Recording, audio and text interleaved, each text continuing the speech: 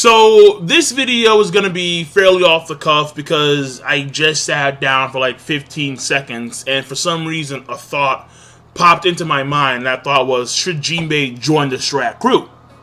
And my answer is no. I believe he should not. However, I do want to hear the opposing side arguments. I want to hear, if you guys believe that Jinbe should join the crew, let me know the reasons why you believe he should. Now, my reasons boil down to like 4 sections, and I'm pretty sure that some of you guys have heard of these reasons before from other people on other channels. So don't be surprised if it's a repeat of what they said. I'm just saying. Number 1, Jinbe isn't quirky enough. You see, the Strat crew, in essence, is a group of extreme oddballs. I was going to say oddballs, no. They're extreme oddballs who somehow get along together fairly well. And it is these gags and these quirks that is a key component of the experience, if you would. You have someone like Robin, who is super, super morbid. You have someone like Brooke, who's doing like skull jokes like 24/7, 365. You got someone like Nami, who has an huge lust for money. She'll do anything for money. Bonafide whore. But at the same time, she has these growing motherly moments. It's kind of weird. But then you got someone like Zoro, who his sense of direction is atrocious at best. And you would see him go in the complete opposite direction of where they need to go, but somehow end up in like the right spots. Like, how the fuck you do that, Zoro? He's fucking magic. And then you have Sanji, who goes head over heels, extremely so, for women. And the list goes on and on and on. Jinbe, he has his quirky moments. He does. Where his eyes pop out of his socket and his teeth go razor sharp. But his gag, if it actually exists, which I don't know what it is, to be quite honest with you, it's not extreme enough. It's not impactful enough, in my personal opinion, to fit.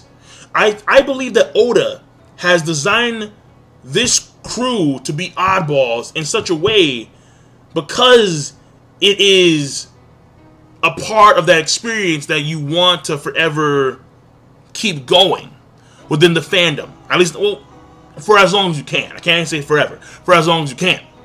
It is that experience that makes the Strat crew what it is, to a certain extent. And for some reason, because they're such extreme oddballs, the bond between these members just seems all the more stronger. You would think that they would never work together as a unit, but they do so quite well. Jinbe, I think, is a wrench in the mechanism of the Strat crew. He's too reasonable. He's too rational. He's too rational on a regular basis. And then that goes to the next point, his occupation within the Strat crew.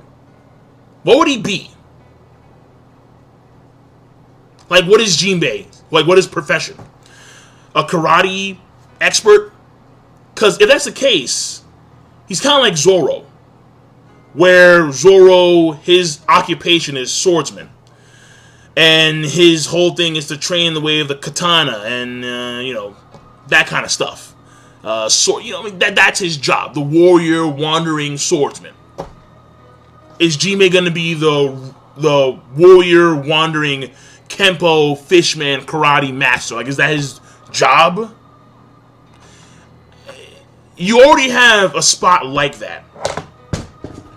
And all of the reason and rationality that we get in the crew mainly comes from people like Robin and Nami and Sanji to a certain extent, and Usopp too, but mainly in his case it's like extreme cowardice, as well as Nami and Chopper, but at the same time Chopper can also be reasonable. So it's kind of like you don't really need Jinbe, because what Jinbe, aside from the whole Fishman karate expert, everything else is pretty much accounted for with other characters who are fairly reasonable and rational, but they also still have those extreme quirks. So it is what it is.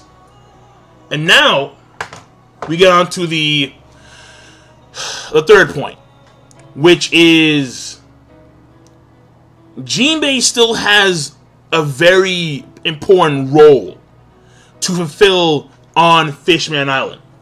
He honestly, I don't think he can afford to leave Fishman Island, given the fact that at some point in the future, you know that according to Madam Shirley's foretelling, Fishman Island will in fact be destroyed by Monkey D. Luffy. Either directly or indirectly, we're not too sure. So, we're not exactly... I mean, maybe after his home island is destroyed, Jinbe will join the Straw Hat crew. But at this point in time, it should be the case, because he has too many obligations. He has too many ties to Fishman Island. That's kind of like saying, well, you have someone like Nami, and she has very close ties to her home, or Chopper. He has very close ties to Drum Island, where he has to go back and forth between Drum Island and the Straw Hat crew ship on a regular basis. It's not happening. It's just not. So, because of that, Jinbe should first focus on his duties, and then later on, if he wants to join the crew, like much down later on. Like, I'm going to say from like a real-time standpoint, give or take 8 years from now. I'm not even joking. I'm not. Straight up. When the island is destroyed or whatever's happening, I'm just saying.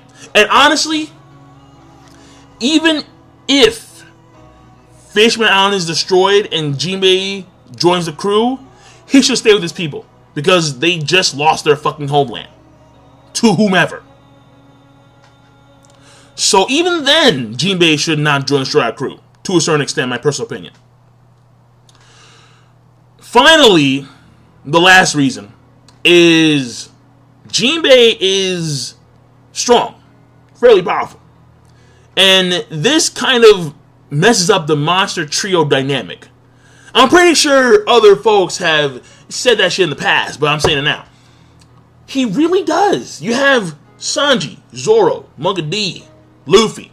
You have the captain who's the strongest, and then you have his two wings that are equally as strong. Stop fucking around, people. Look at Sanji. No, stop lying.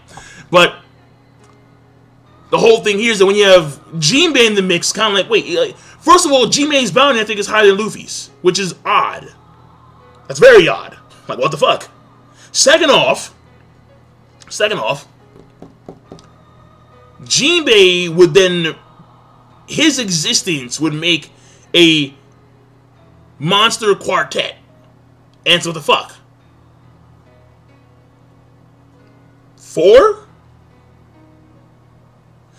It would kind of, I wouldn't say that it would make the adventure easier because you have another strong person upon the crew, but I think his existence to a certain degree would lessen the sense of danger that may come from high-end individuals within the new world, because you have another strong person who's there to, like, let's say, watch the ship, or to go on like a solo journey to like do like a side mission of his own, and that fucks up the dynamic to a certain extent. Now, granted, in my personal opinion, the last person to join the crew should be a female, and that person should be fairly strong. I wouldn't say as strong as Sanji, Zoro, or Luffy, but fairly strong to where she can actually beat out Robin and Frankie. Not even joking. That's my belief, my earnest belief. Because it would actually bring, at least on the female side of things, it would be a nice change of pace. It really would be. Not another dude, even if that dude is subhuman. Just saying. So, these are my thoughts. Very off the cuff. I mean, as I think about it now, there are a few things that are wrong, or there are a few things that are, very funky with my reasoning at this point in time. But it was a spur of the moment video. I'll be very honest about that. And normally for this, I'll take down some notes. I would go back to the story. But I just don't have the time of day. Honestly, there is not enough hours in a fucking day to do half the shit I want to do. I'll be very honest about that. So, King Lion, I'm done. I'm going to see you guys later. Give me your thoughts on this. What things that I get wrong. What things that I kind of mess up or were incomplete. When it comes to if you believe that he should, oh my god. Oh, yeah. if you believe that Jinbe should join the crew, why, and so on and so forth. So, King Lightning, rate the video, use this mouse, click on like, dislike, you know damn drill, I don't really care. Rate the video, comment, subscribe. Peace. Have a nice goddamn day.